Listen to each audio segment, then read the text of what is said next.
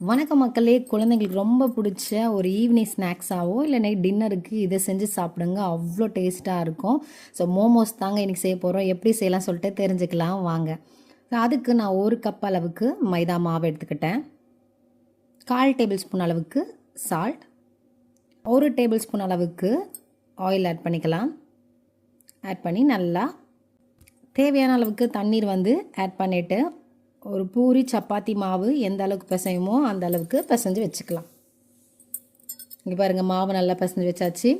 இது ஒரு 1/2 hour இல்லை 1 hour அப்படி விட்டுடலாம். ஒரு தவா எடுத்துக்கலாம். அதில் 1 டேபிள் ஸ்பூன் அளவுக்கு எண்ணெய் ஆட் பண்ணிக்கலாம். 1/4 டேபிள் ஸ்பூன் அளவுக்கு இஞ்சி பூண்டு,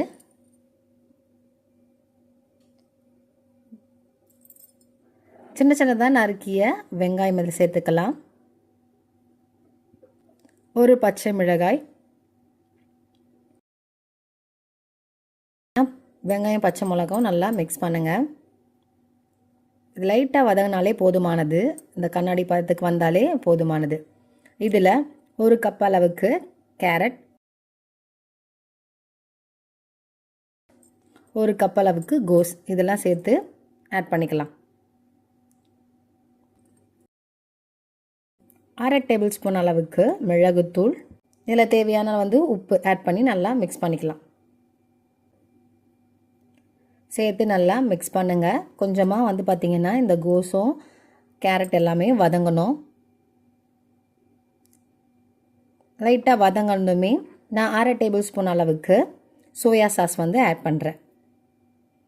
ஆட் பண்ணி நல்லா மிக்ஸ் பண்ணலாம். ஒரு 2 நிமிஷம் போல் நல்லா வதங்கினாலே போதுமானது. அவ்வளோதான், எடுத்து வச்சிடலாம். இந்த மாவு நல்லா ஊறிடுச்சு.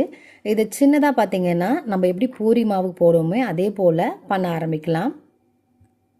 நல்லா மெலிசாக பண்ணுங்கள், ரொம்ப தடிமனாக பண்ணாமல் தின்னாக பண்ணிக்கலாம்.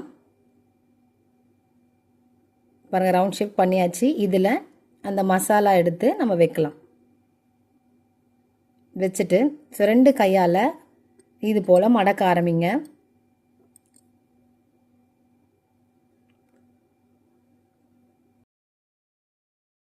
ஸோ நல்லா உங்கள் கை விரலால் இப்படி ஒன்று ஒன்றா மடிக்க ஆரம்பிங்க. மடிச்சுட்டு அப்படியே அது ஃபுல்லாக செய்ய ஆரம்பிங்க.